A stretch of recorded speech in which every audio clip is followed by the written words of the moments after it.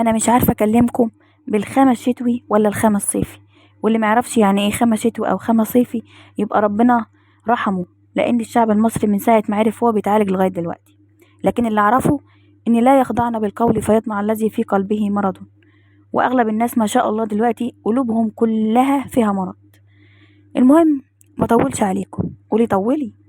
انا دلوقتي بظبط دماغي الصبح بكوبايه نسكافيه ساده. ذنبي ايه اروح اشتري الكيس ده ب18 جنيه؟